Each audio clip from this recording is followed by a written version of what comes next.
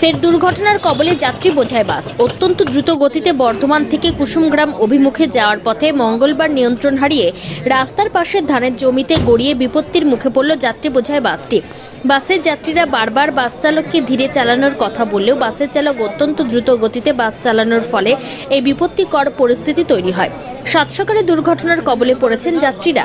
অন্তত এক শিশু সহ ৩০ জন জখম হয়েছেন বলে কুরমুন হাসপাতাল সূত্রে খবর।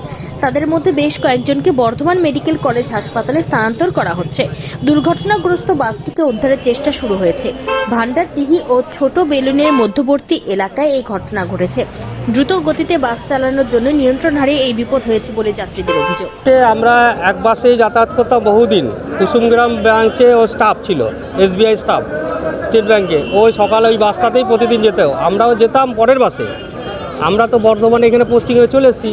দিয়ে আমরা 10টার সময় খবর পেলাম ওই বাসটা, গজকালী বাসটা পাল্টি খেয়ে গেছে। দিয়ে তারপরে কুরমুনের পরে যে ছোট বেলুন ঢোকার আগে একটা পেট্রোল পাম্পের সামনে, তখন আমরা তরান্দরি ওখান থেকে আমাদের হেড অফিসে খবর আছে। তখন আমরা হেড অফিসে কাজ করছি। তখন হেড অফিস থেকে আমরা যতজন স্টাফ ছিল, আমাদের স্টাফরা সবাই ছুটে ফুটে এসেছি। এখন আপাতত এইখানে যা অবস্থা দেখছি, তার মিসেস আছে, তার মেয়েও আছে, তারাকে বাড়ি পাঠাচ্ছে। এখন শুনছি সিটি স্ক্যানে ঢোকানো হয়েছে। কজন স্টাফ ছিল আপনাদের SBI এর 2 জন ছিল। এখানে 2 জন ছিল না, অনেক স্টাফ ছিল অনেকের, কিন্তু এখন পর্যন্ত শুনছি হচ্ছে 2 জন। একজন সিজনে ব্রাঞ্চে চন্দন হাজরা, তাও একটু ইনজিওর হয়েছে। এখন কতজনকে নিয়ে এসছে এখানে হাসপাতালে? এখন পর্যন্ত এই একজনকেই শুনতে পাচ্ছি বাসটি কি পাল্টি খেয়েছে না পাল্টি খেয়েছে।